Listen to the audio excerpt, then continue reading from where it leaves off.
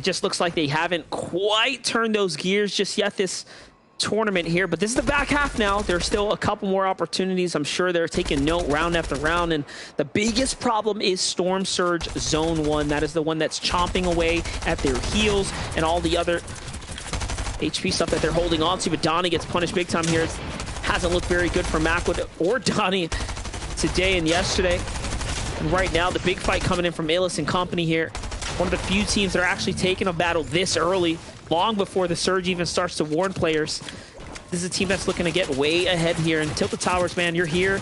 I mean, this is a no man's land. You can't just stand around here. Teams are going to fight. There's a reason players rotate in here. It just has that reputation for battle.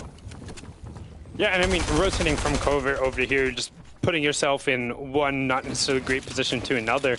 I feel like NA East has been a very weird situation as Donnie finds a nice little tag there.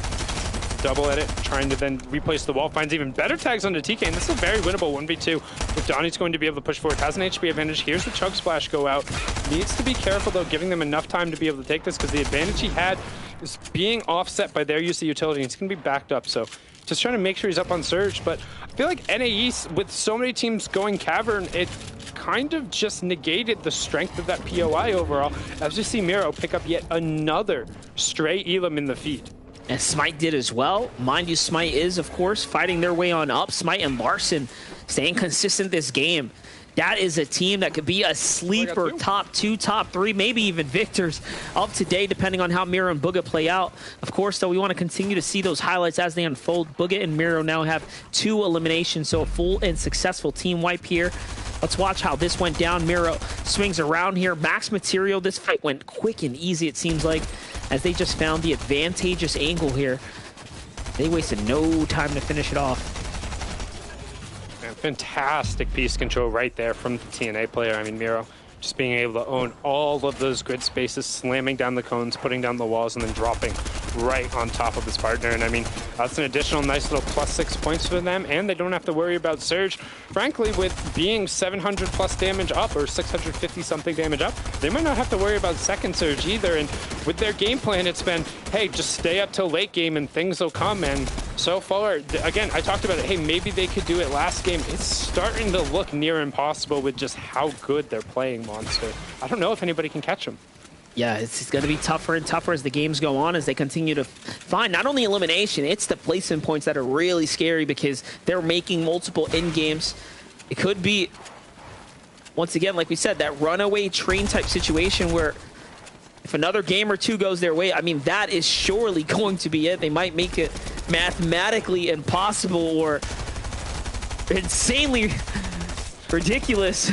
That's when the duo starts looking at it. It's like, all right, guys, we can catch him if we get a 39 elimination victory royale. It's okay. We got this. We got this. You know, as soon as you start putting in numbers in the teens and the 20s plus the VR, you know, you're kind of grasping at straws, like we can see Crack trying to do on the right-hand side.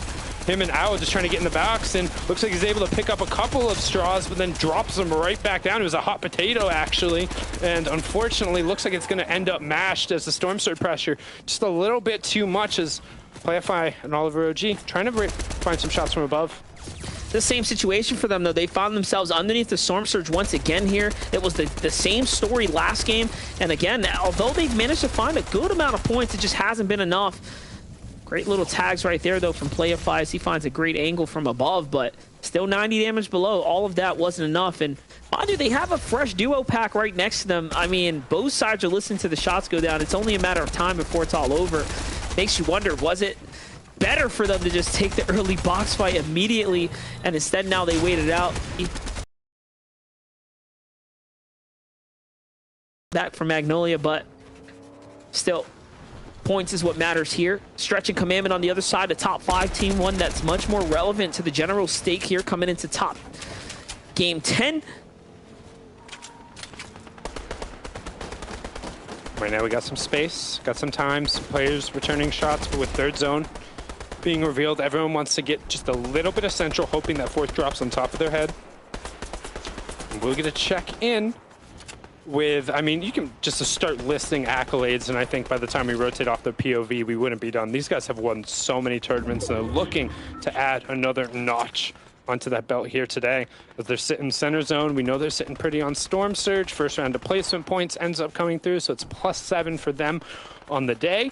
And again, Monster, they're in tournament management mode at this point, and you're going to start hearing me talk about that a lot, because they don't have to be going and chasing elims. They don't have to be gaining points. They aren't the ones talking about, like, oh, we need to do X, Y, Z to win. All they have to do to win is hold on. The longer they're up in the lobby, every single one of those placement points that they get, that Spade and Chimp also gets, is a point taken away from them. The pressure is on the duo we are watching right now to chase the game. Chimp and Spade have to get a lot of eliminations if they want to catch up. They're about, what's that, 10 or so off right now. Yep. You can see how many they've already picked up. They've been extremely active, as they're currently our elimination leaders, you know, as a whole, you know, as a duo. But, you know, if they want to catch up to Booga and Miro, they're still 10 off the mark at least to closing the gap. Because one thing they cannot make up are the difference in placement points already made. That's the harder one to go ahead and outperform so far, as we've seen Booga and Miro just stay super consistent. You can see that Chimp has 28 eliminations by himself, which is more than all but 5 teams combined. So really, that's where they're trying to end up making up the difference there. As we'll swing on over, Clicks and Day almost had a back-to-back wins to close out yesterday, have 2 victory royales in their back pocket, but we've talked about it. While their highs have been very incredible, their lows have really brought down their average score. So they need to find a couple more of those really solid games, and clock's ticking against them. As we look at kind of this top 5, top 6, look at the feed. Shad on a wanted. Great knock on. These are the guys you need to completely fire in on. Luckily, though, Chug Splashes will mitigate the flames. Armored Walls will stop oncoming fire from at least one side. And this is a situation where having the right loot is just the difference maker. Yeah, I always find the interesting decision where teams slam down those iron walls on their roof first rather than the wall immediately in front of them, but it ended up providing them with just the ability to only turn into one direction, not worry about what might potentially pop above. So played very well for them there, and we talked about it. They're able to transition into the late game. They've made plays every time. The mid game has been traditionally where they struggle, but covering that up today, as you see, Acorn, Kanata looking for a little bit of room here, and they're trying to find some shots there onto Shadow. You can see him and Me Too, not necessarily the best of circumstances when it comes to HP, but somebody who's not in the best of circumstances when it comes to Storm Surge. Check the right-hand side, Monster. Currently, Nico and Polarized thing 97 below. Not looking hot right now, and again, the fire is setting the stage ablaze here as the floor once again. But Chimp and Spade below the surge, 61 right now. They need to get active. 20 seconds left, 10 players have to go down. Not a lot of heals from what I'm looking at here from Chimp's inventory. Only 2 minis, 4 chili spice splashes here to work with. 10 seconds now. Only now the shots begin to come out from Spade. This is a late game for them. There's a fight right above them, though, Monster. There's a fight literally going on. There's another Storm Surge fight just 2 layers above them, so they're waiting, trying to maybe take advantage of this, trying to drop somebody down. My eyes are pinned on the right side of the screen right now, because that's the team who has the chance to maybe push Booga and Miro, but we knew that they got early elims, so they're the ones who aren't under this Storm Surge. Oh, it's Jamper. Spade are, and it's Jamper on the other side, and Spade gets completely back down. Chimp trying to find some room, but Spade is taken out back to the zone. Storm Surge is going to just be hammering away. No, they were able to get above it, but it cost them Spade, and it cost him so much of his utility. What's crazy about that is 2nd and 3rd place going head-to-head, both exchanging a single player, but luckily Dukes will be able to get saved. This is that little bit of divine luck, not necessarily getting the player to get finished there, so Dukes will be able to bounce back and stay in the game right now. Talk about a close competition on what could have been, honestly, Booga's best dream come true right there. 2nd and 3rd just eliminating themselves, but there is still hope for Chimp right now, who is trailing behind. Booga and Miro are the box right in front of him. They don't look out to Chimp's direction here as he makes his rotate all the way through. But Chimp, yes, the short pad in that situation is very helpful, but he then had to invest so many of his hard mats to just safely end up tarping in, invest one of his 2 iron walls to cover himself. And as a solo, you need everything you can get. He's going to invest his 2nd iron wall there just to make sure he's safe. So Monster, he wants to get into those cascading placement points and have a chance to clutch up, because keeping an eye on the top left, we're not even there yet. It is so important for him right now to find eliminations, placement points, just everything possible. Squeeze out the lemon right here, get as much juice as possible, because you're not going to have many opportunities to catch up to Bugha once he starts to continue to break away. He's already 30 points away, so first place is so far here, especially now as a solo. It looks just more impossible to fight for, and next door is that team that he's so worried about right now. Across from him is the other team he should be worried about, who's on his heels, is Dukes and Jamper. He is just in a pinch, a cross pinch of the teams that matter the most right now. Neither of them have to editing him down, making sure they have a line. You can hear the launch pads being placed out. They're going to high pat, and they have it pinged towards the far side of the zone, so you can tell they want to go maybe not all the way for height, but at least a layer that's up above. They don't want to be all the way on the ground floor, knowing it's going to be incredibly chaotic. They're the ones with the purple rays on the left side of your screen. They're also in the top right. In the bottom right-hand corner, we have Chimp, who is the solo in second place, trying to continue his run going through.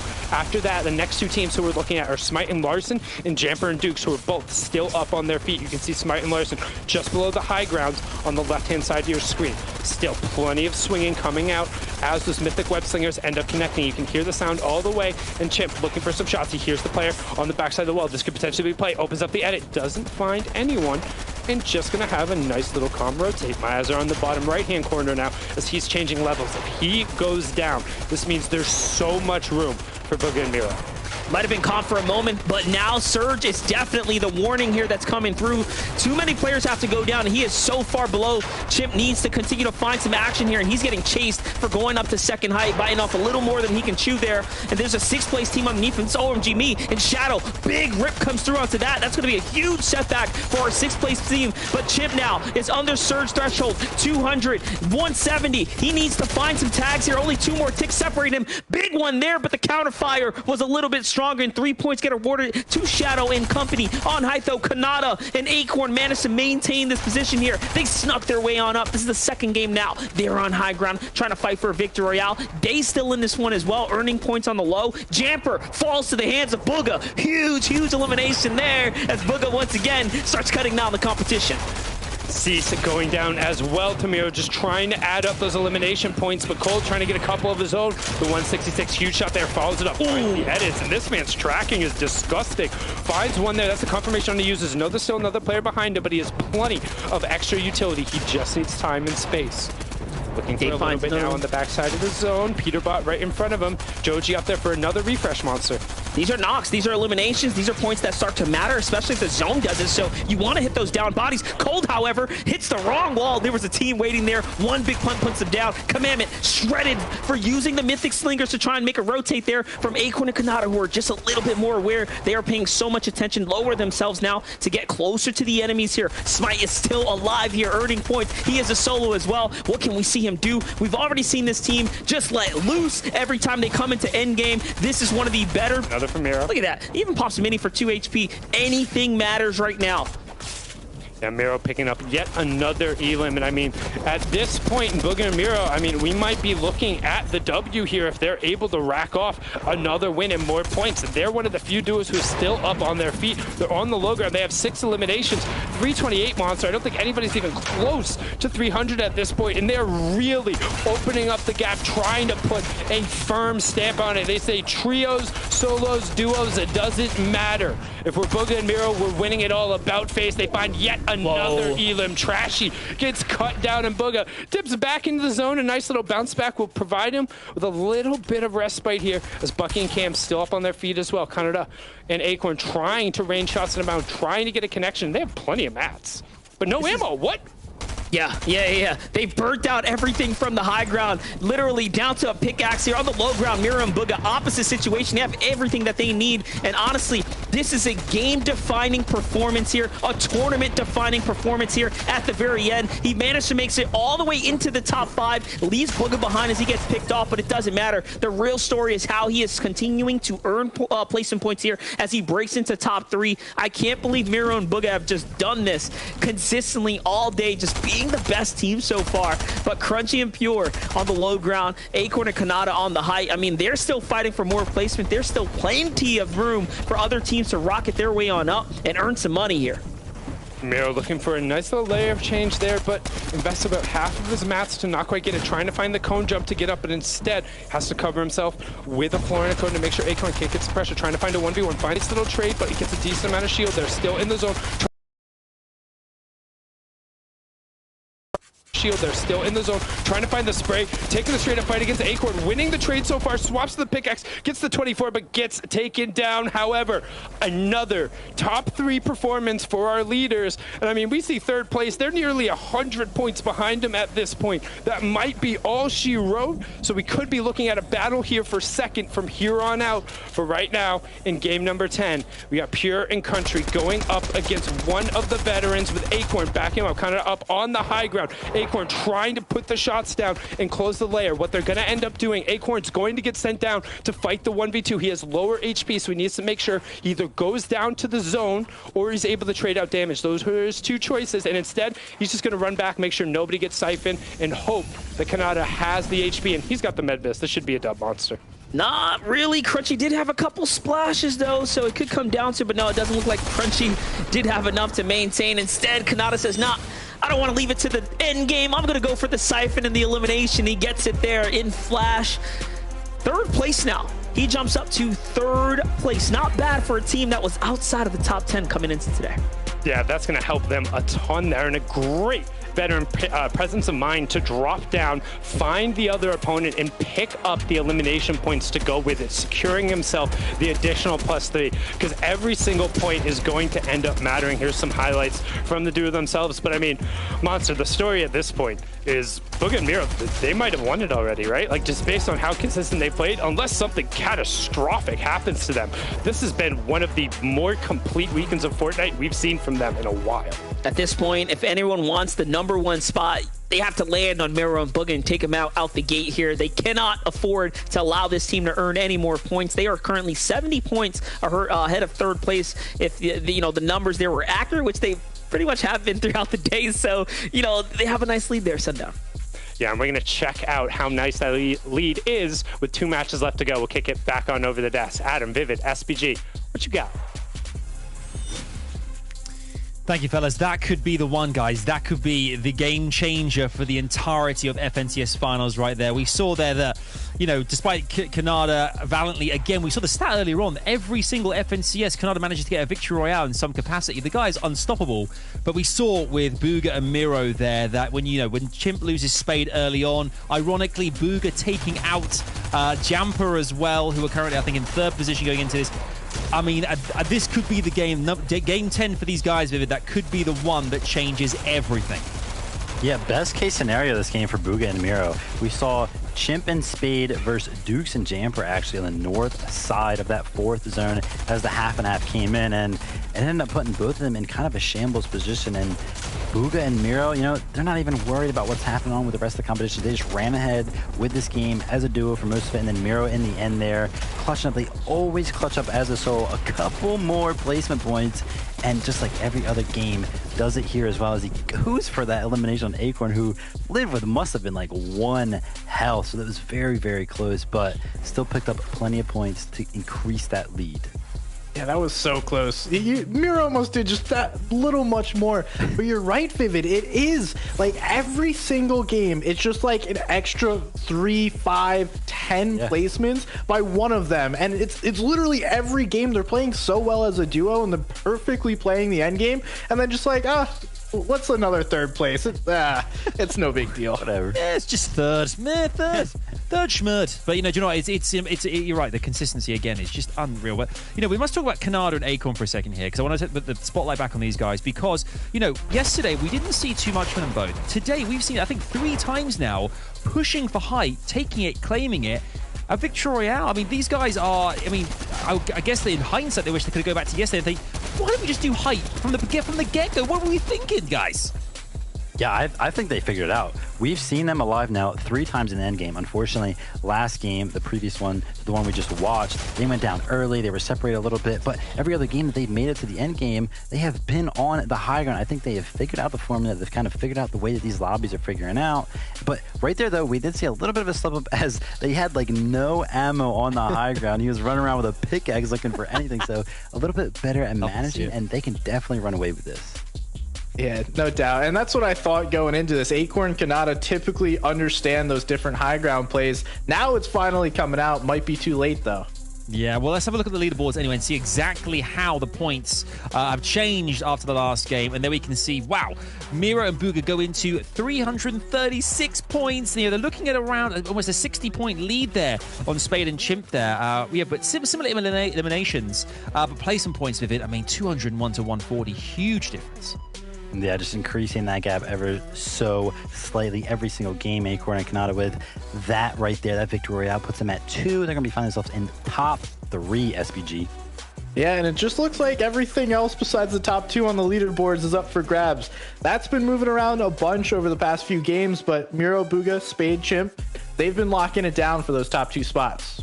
Indeed, yeah. Unless something catastrophic happens with Miro and Bugha in this next game, which is totally possible, and Chimp and Spade come through, or team in 3rd place as well, I think it looks like we're looking at who's going to come 2nd or 3rd. That's the big one right now. But let's head over to Sundown MDF. We've got another big game coming your way, and this is game 11 now of our 12, which is mighty exciting. Over to you, fellas.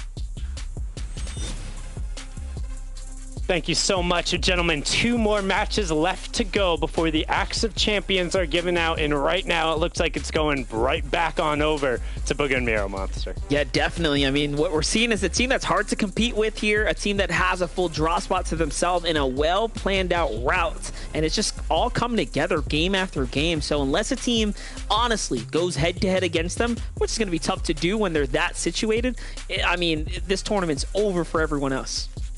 Yeah, and while there is still plenty to play for in terms of different prize money coming out for the placements and everything, but first potentially being on the table, there is still a chance. It's not completely out of the question. We have seen a couple of little early hiccups with Bugha potentially getting picked off on some of those longer bus passes. But as the saying goes, so you're saying there's a chance? Yeah, it's a really, really small one right now. It's a slim chance. We called it grasping at straws earlier, but hold up. Sounds like the battle bus is ready. Let's hop on into game number 11.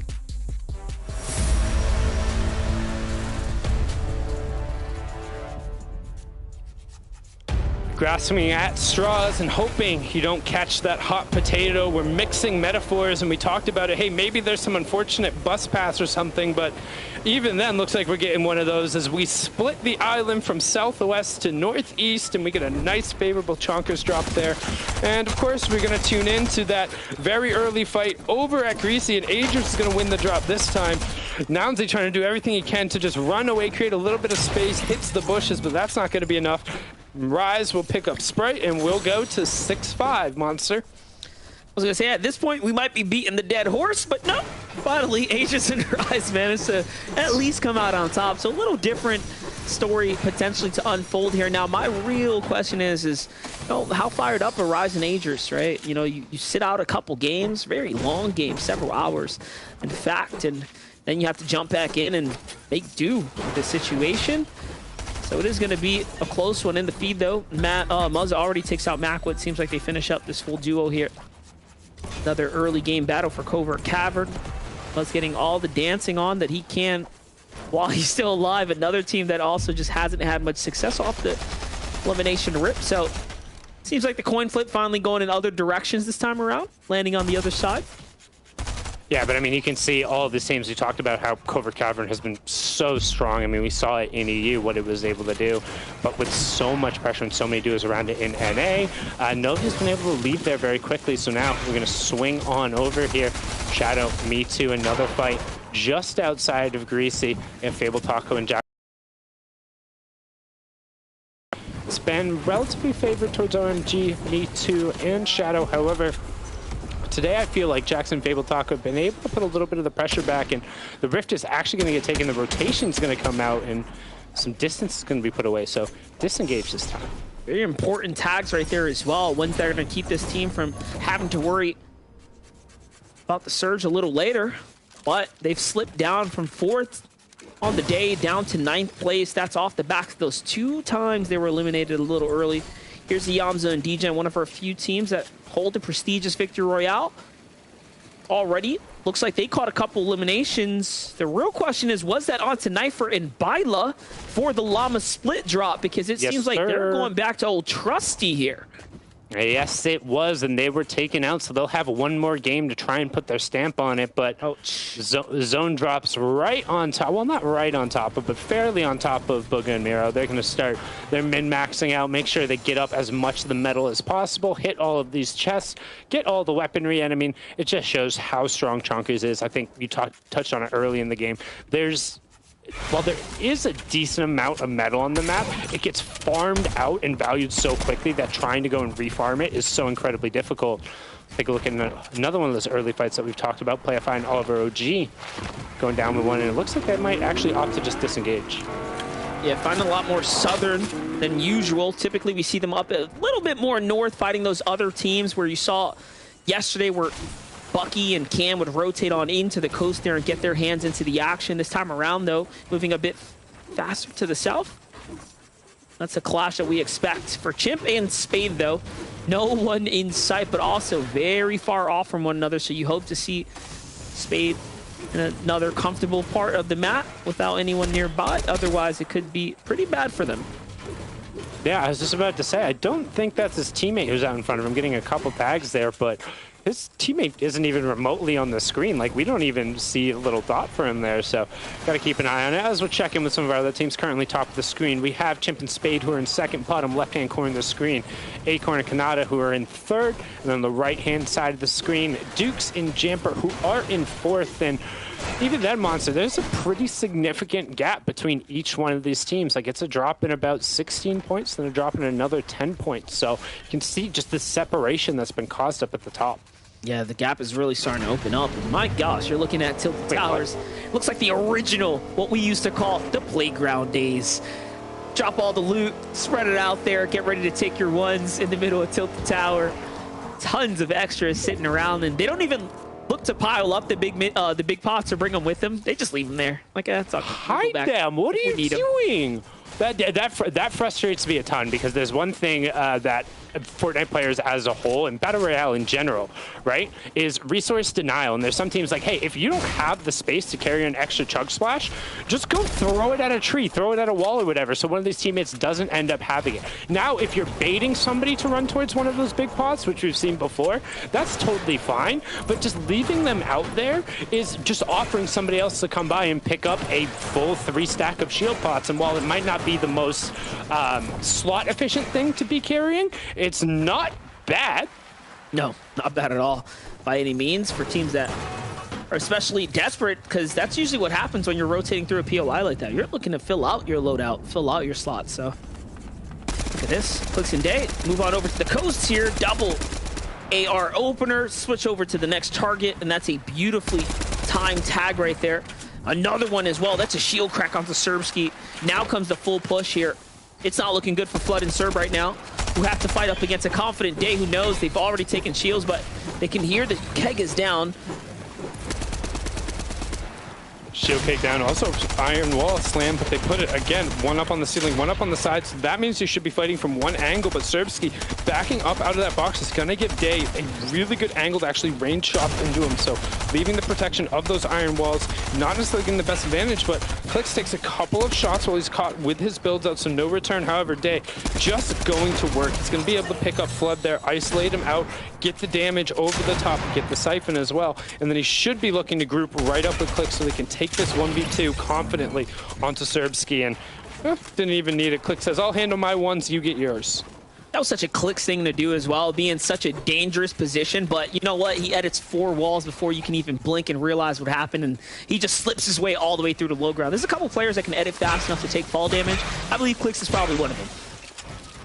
Yeah, I mean, we saw it a little bit going back to that All-Star Invitational. I believe that was the Blueprint battles going through, or the high tier, depending on which one that was there. You did have the opportunity to do a little bit of both there, but the edits coming out aren't going to save Nani as Bucky pushes right down through there. You can see Nico and Polarize also getting Elin themselves. Nick goes down in the feed. Bucky continuing to rain shots from above, but Nico hits nearly every bullet from his MK7 there. Great recoil control as Bucky is going to have to slam a cone over his head and invest a little bit here into the excess shields. I like this. Bucky and Cam need a lot of points here, right? They were inside the top 20. They had an issue with Surge leading in later in the last game. So this time around, they're saying, hey, you know what? You're in our drop. We're going to fight you for it. They're going to defend it instead of being a bit more passive and backing out. Here's a look at Polarized and Ego and how that all went down. Big shots being exchanged there. You can see how they end up finding their pickup. But these battles are going to matter. Look at this. We're watching a different rotate that we haven't seen just yet from Bugha and Miro here. Instead, this time around, they go to the Condo Canyon. We talked about how when the zone lands on top of you, your strategy will change. This is one of those changes in strategy where they start to mix things up. They end up finding the tag there. It's very important that they do because they are not contested. They don't have many other opportunities to get surge tags. Yeah, as long as they're able to get surge tags and kind of go through their game plan checklist, they should be fine. If they're not under threat from Storm Surge, they're both good enough players to be able to rotate, find the space. They don't mistime their rotations, and it's part of the reason why not only are they on top in terms of eliminations, but they are blowing out the rest of the competition when it comes to placement points. It's because they're making every single one of these mid games right now. So we get a little look at the map here. The zone number 3 will be revealed, and we're going pretty much right in the middle of the map here, Monster. Yeah, going right back north where we started. And one more thing to touch on Bugha and Miro's strategy. They're one of the only teams we're watching save their vehicle for the late and mid-game rotates. They're taking that Chonkers, buffed car as far as possible into those games. And that's another reason why they're able to gun their way to those big positions. Yeah, being able to get those chonkers out Whiplash is so incredible, but Fatch caught way over peaking and just Rooney finding some amazing shots there. And it looks like Pamstow's trying to get out of dodge, but gets caught there. Just Rooney and Arnstar. Great push, being able to take advantage of the angle. We talked about this. If you are going to box up your vehicle, have to have an exit strategy immediately. Unfortunately, they parked that one a little too tightly in the garage and couldn't get out without dinging the side mirror. That's one of those things right there where looking back at it, they're thinking we should have turned the vehicle, should have aimed it at an exit wall. Instead, it was at a near indestructible, obstacle in front of them. And that is what happens when you're not completely prepared for every type of situation. Right there, you saw the Beef falls on over to Jamper and Dukes right now, who have managed to make their way into Coney Crossroad, looking outwards to try to catch any stragglers that they can. Mind you, this is the team that has been struggling with Storm Surge for the last couple of games here today. Right now, though, trying to find some shots in here. And it was interesting, too, because we were praising them yesterday, how every single time they picked a target, they had 2 MK7s on it, and they were just raining shots down. And even though they weren't finding elims, they're always a couple hundred above Surge. And it just hasn't been the circumstance today. And I don't know whether it's one of them opting into a Ranger. They aren't necessarily getting the positioning they want, but it's going to be something that I'm definitely going to go back and VOD review, because it's been a big part of the reason that Bugha and Miro have been able to just capitalize on the amount of space there, because they've been the ones who haven't been under Storm Surge pressure, whereas this team yesterday, who was doing phenomenal with it, just wasn't necessarily finding the same type of success. And right now we see right-hand side 258 below. That's the original line for the teams who are all the way underneath. It updates, and Spade and Chimp, they're doing fine as they hang out in the long grass and look for a little bit of an ambush themselves. Now looking at Kanata and Acorn, Kanata steps up and gets hit several times, and instead of changing position, he peeks the same exact corner right there. You see what happens when you make that re-peek from the same angle. A little too comfortable with the fact that they have tons of heals inside the box. So now it looks like they went back to go ahead and pick up all that loot. Maybe they heard you talking at the back of their minds, thinking, yeah, maybe we should go pick up this loot, bring it with us. And they do just that. They bring it on up to the base, into the box. On over to D-Roll and Trashy, who are 177 damage below. Very pivotal moment right now that they find these tags, and they did not. So decision. Do you push? I mean, you kind of have to. They do have a vehicle. Yeah, trying to find a little bit of space here, and with 166 below, 50 seconds on the clock, you can go with rifle tags. The problem is, if you look in the bottom right-hand corner of the map, nobody is close to them. So if you don't get those rifle tags, you're just kind of stranded, right? You don't really get a lot of other options, and then you're forced to really start kind of digging into utility, and here it goes. And this is what we talk about, man, just like park your car going straight out there. They will be able to get around the side. Couple seconds delay towards the side, and now here they go, heading straight towards it. Generally, you don't want to head straight towards the fight, but nobody was looking at them, so wasn't able to get the line. D-Roller going to go up, take the high ground, trying to isolate somebody out, but not finding targets in that time. Keeps ticking, and instead finds two players in a bush. A couple of huge tags, but not sure if we'd be able to get them quite above. We're going to wait for the update on the right-hand side. Looks like other people are getting tags as well, as they're falling farther below, despite getting tags in other places. Does get a knock there on the other side, but it looks like that was almost immediately picked up. And no, it wasn't a full knock. Now we'll just find the full knock, but the player was so low that it wasn't enough damage to put them above. They're still below. They'll open up. There's two other duos. Now there's one above. Shots coming from the side, and Monster, this is so tense. This is so insane because every team here, it looks like they need to find tags, and that's DJ and Yamza who are lurking behind there in the bush, making it a little bit more difficult for D-Roller and Trashy, who, again, gave up that high ground desperately to come down and find some tags. And look at this. They were 90 above, now 1 above as things start to slip down and players get a little bit more active. There's a team under fire here. It's Cracked and Owl on the right, one of the few that do have that pressure. On the left, though, you see that Trashy and D-Roller holding on by a slither as only 3 more players have to fall here. Yeah, and you can see that on the right-hand side, just below, trying to find the shots, trying to sneak a sniper headshot in there. It would have been enough to put it over, but unfortunately, Crack doesn't get it. But a down, Monster, a down is huge in that circumstance, but they get cleaned up, so it's just a little too late. Threats and users will be able to outlast that one. They'll also pick up the additional 6 points, and unfortunately, Trash and D-Roller currently sitting in 8th place, still 9 below here. Yeah, this is the real problem, is that they were one of the 2 teams, and another team does have to fall here unless they can find the tags, and luckily a player does fall in that brief moment there. And you know what? They have so many heals to work with because of the loot that was sitting here inside the base that it is going to be A-okay. Very rarely do we see a team come back like this, but no, a solo was sitting nearby. It was 20, and his teammates down in the box. He gets the full finish. In comes the next play, but 20 just had more inside the ammunition. That was almost all over. Luckily, D-Roller does manage to clutch up here, but it's going to cost him so much. Yeah, great timing there from 20 to drop down, hearing the big pot go off, knowing the player would be tied in the action, and now we'll get a replay of some of the action we missed during the Storm Surge, and we'll see which teams ended up being impacted here, as Redux had a car just come straight on, and it actually looks like he hopped into that car. So nice little micro play from him there, but unfortunately ends up getting taken down. Paper and Nosh pushing forward. They're going to find a pair themselves, able to get that knock, box it up, and then get the confirm. So it's going to feel pretty good as it puts them up above. And then as Nosh ends up getting edited down, going to find the second, just barely trading it up. Here goes the full finishes. Things have to catch up here. Man, that was a crazy set of engagements there, set of exchanges. A lot of teams falling naturally. Expected to happen. A few more fall.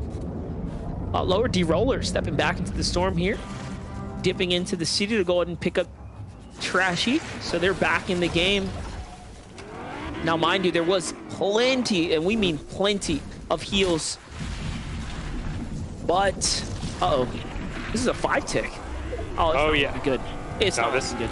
This is gonna get real rough real fast. They have 10 seconds to make it into the zone, and even with the Chonkers at Whiplash, the one Chili Chug Splash is gonna buy them an additional 4 seconds, but shots are already coming in. Trying to get it, but Smite and Larson have a direct line. Med miss from D-Roller while Trashy continues driving through. 1 HP in a dream. They're gonna get the metal builds up immediately. I think Trashy might have gotten knocked. Yep, there it is there as the update ends up coming through, but D-Roller will end up getting in the zone. However, the reason he ended up dipping back in was to reboot Trashy. So a little bit of tough math there to decide if you ended up getting a net gain in that regard to Smite and Larson with a nice little +3, and they know there's a solo right there. They know he's weak as well, but they do know that's the player that at least has all the loot. As they can see from Trashy's loot, just a pistol drop. He didn't get much. He came down flying and tried to get as close to the zone as possible before getting picked up in the ride. Take a look now. It's Cold and Scented picking up a couple of elims here, trying to get themselves back in the conversation with 2 games left. They're up into the top 10. A little bit of a slow start yesterday, but you know what they talk about momentum. Once you get that ball rolling downhill, it doesn't gather a lot of moss. Instead, just picking up points, getting bigger and bigger as they continue rolling and operating on the low ground where they like to be, a nice little expanded base around them. But I was just about to ask, how are our leaders doing? And the question is, 267 above in the second surge with 0 elims. So their storm surge routes are prime. Nothing to worry about right now. Not this game, probably not for any of the next ones as well, as they're getting themselves one step closer to an FNCS championship title here on the new chapter. Going to be one of the first to do it on NA East, but question remains if they can continue to stay consistent. For Smythe, though, he's the clutch master here, finds D-Roller, the solo. Loses Larson, though, unfortunately, because the lobby starts to look inwards. And now, although he is safe inside the zone, he's just 100 damage above here. It seems like the team next door is desperate for tags as well. Have to be cautious that they don't just come pushing on in. Look at the loadout here. This is a big loadout for a player like Smite. Smite can do a lot with this.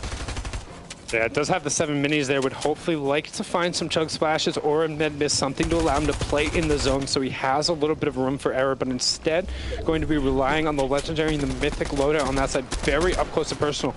A little bit lucky for him as he does pull a relatively close zone. He should be able to only use one of those web slingers to be able to get in. Rennick, as he clicks bottom right hand side of the screen, trying to find a little bit of space here, wants to get the revive on today. It will go off. He has the time. He should be able to stick it. Zone isn't going to start rotating for another 30 seconds. They have plenty of excess shields, but I don't see any white HP in his loadout. Not sure if there's some in days, so we're going to swing on over to Dukes and Jamper. And one thing, Monster, that's in common with all of these teams we've looked at, they're all on the top of the leaderboard, and they're all under a ton of pressure, except our current leaders, who are big chillin'. Yeah, definitely. I mean, it's just a difference in positioning right now and overall tournament play. We did see Shadow in the perspective there too, so he is somewhere alive nearby Dukes and Jamper. But on screen though, Nets is well below the surge here. The one solo that is below the surge. Players are listening to this go down. False alarms here from the side. Nets though grabs the wall. Hold up. Okay, locks up a player, finds himself 3 points, takes a launch pad, and out he goes. It's just enough to stay alive, so fighting for his right now. On the other side, Dukes and Jamper doing what they can to just go ahead and keep a low profile, not attract attention here. We also saw doing that little exchange. Spade ended up picking up an Elim in the feed. Currently up on the high ground, Avery and Muzz, who've been quiet today, making it out of covert though. Quickly, we've talked about how so many duos are there. If they're able to kind of get running, get some. But on our right-hand side, Monster, we've talked about it maybe being a chance, maybe being clutched up. We've looked at the exchange of points as we've looked at the total points going through. If Booga and Miro pick up any amount of significant points here, it's over. It's done unless there is an absolute record-breaking performance. We could be looking at the Axe of Champions being handed out right now because they are leading in elims, they're leading in placement points, and they're just leading in overall style when it comes to how they've been playing this entire weekend here in the FNCS Finals for NA East. Lot of review-worthy gameplay so far. By far the best team. We must review this. Yeah, absolutely. Need to update that. You being photoed there, but hold up. Let's see it. This is a run into the zone right now to try to get ahead, possibly look for the pad in, but Chip and Spade on the other side. 250 above the surge here. Zone starting to pull, favored to their general location here. Plenty of mats to work with as well. Here's a team that can still get up there on the standings. Don't count him out just yet. Smite as well. Whoa, he's alive here. Flying his way across the map right now, just trying to stay in the runs. One more team falls, Smite will earn some placement points and then continue to earn placement points all the way through the very end. And Spade and Chip is on the very back side of the rotate right now. Chip almost close to sitting inside the storm line, but does sneak his way around, but no, Spade gets lost on the edge there. Now, Chip left as a solo here to play this one out. Pressure. Things just got a lot more difficult for him on high ground. Kanata and Acorn trying to go for the back-to-backs right now. Can they get another win is what they're playing for here. They're trying to push themselves into the conversation. That's on the left side of your screen, but Bugga and Miro are still up, still hip to hip. Miro's taking a bunch of damage, so you can see that. Smite still solo, still running through. He picked up an Elim onto Pledge to get him a very key refresh. However, he's only on wood builds. That's in the bottom right-hand corner. We're going to zoom in. He tries to put the heavy shotgun to work. Skeet shooting, but not going to find those clay pigeons in the sky, not getting the tags he needs, as we still keep an eye on the top left-hand corner. Acorn and Kanata have been pushed out from the high ground. It's Qua and Magnolia. We're going to take take it away, and they're raining shots down, but no eliminations for them. They need to start picking them up if they want to rocket up that leaderboard and get a little bit higher in that placement. But, I mean, Monster, we got to focus on it because this could be the W right here as they're into the cascading placement points. Another top 20 performance. Miro, though, no excess shields, no excess white HP, minus that pepper, which he just popped in. They're running low on builds.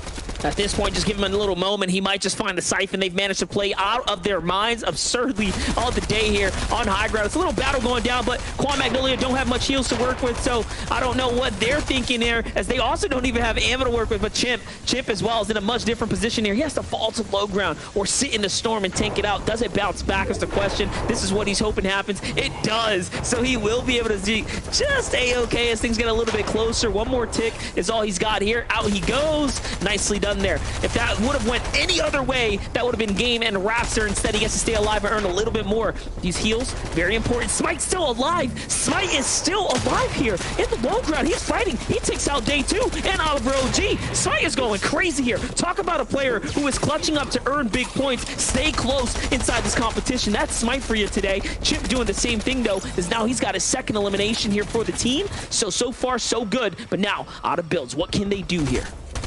Yeah, but look who's still up on his feet. Booga might be down, but we talked about it. You eliminate one, you have to deal with the others. He drops in another 4 points over. He'll get taken out, but a top 6 performance from Booga and Miro. It has to feel like it's been enough, unless something ridiculous happens.